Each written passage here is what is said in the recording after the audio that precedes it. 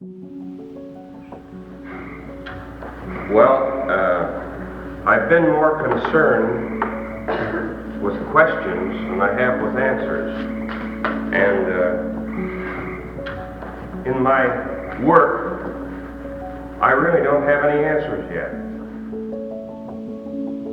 Everything inspired my father's work. Animals inspired him, the human form inspired him, the mountains, the sky, the clouds. His work came from everything. He wanted to be an artist before I think he probably ever saw more than maybe just an incidental artwork. Way before he saw a museum, for instance. He had a lot to express, and it was like just an ongoing river of expression.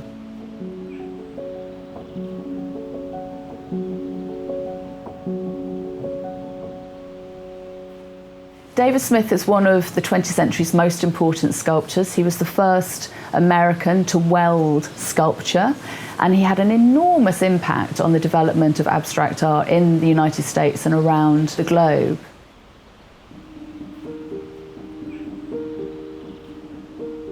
It's really been a dream of ours to make this exhibition possible at Yorkshire Sculpture Park.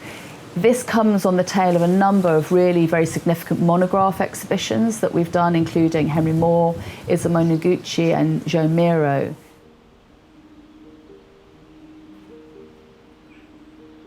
For David Smith, having worked in the open air was really fundamental to how he developed his sculpture.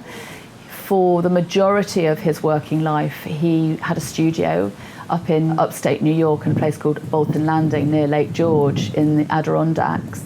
And he would place the sculptures in the land around his studio and his house there. He called them his fields. And it was really important to how he thought about sculpture in relation to the weather, the light, the mountains, the trees.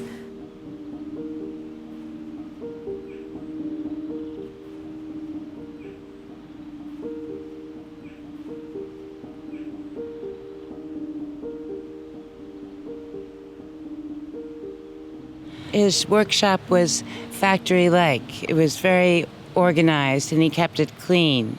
He always whitewashed the floor so he could see his sculptures growing from the floor.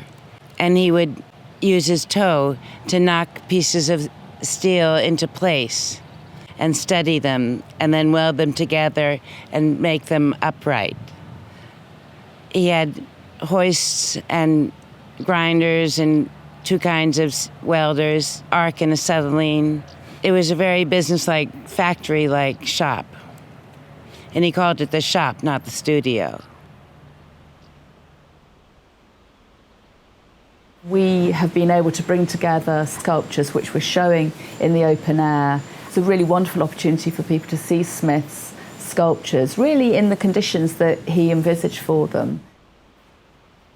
It's really wonderful to see the work in a different landscape setting, because I think that there's such a connection with nature in my father's work, and there always was. And in fact, the very earliest sculptures that he made were these little assemblages made from coral and rocks, and he took them outside and photographed them. So somehow bringing them outside seemed to be important even then in some really unexplored way.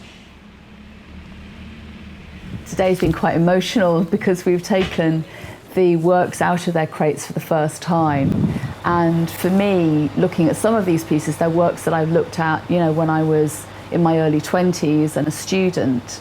And it just seems amazing that they're here.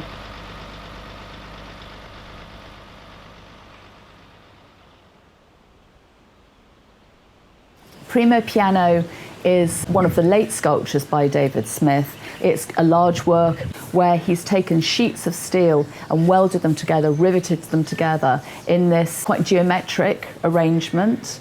All of those pieces of steel are pieces that he's found, and that's one of the very important features of David Smith's work. He's taking material from the workshops and industrial factories and all that kind of thing and bringing them into the studio.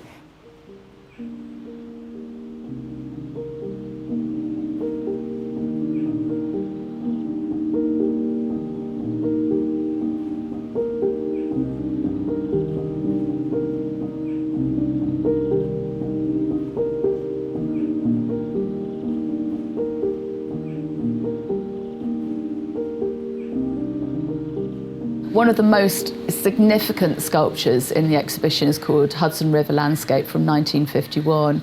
It's a loan from the Whitney Museum of American Art in New York. And for me, I've been looking at this work since I was a student, and it just seems so extraordinary that it's here in the underground gallery.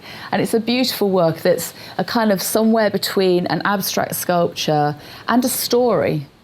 And it's David Smith's journey from Manhattan to his place in upstate New York. In it you can see rivers, you can see lakes, you can see clouds, railways.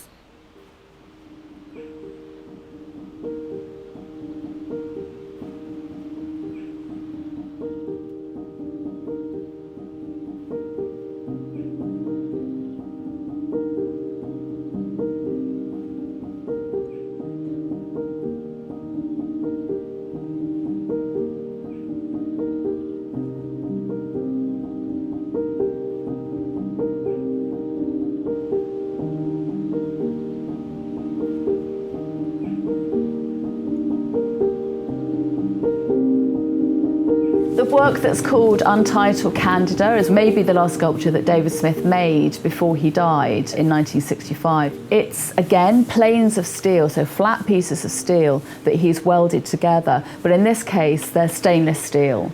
And we've sited this work at the top of the Bothy Garden, where it overlooks this fantastic landscape.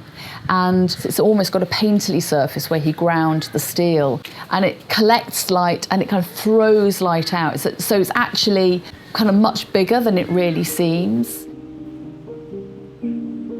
I love seeing them here.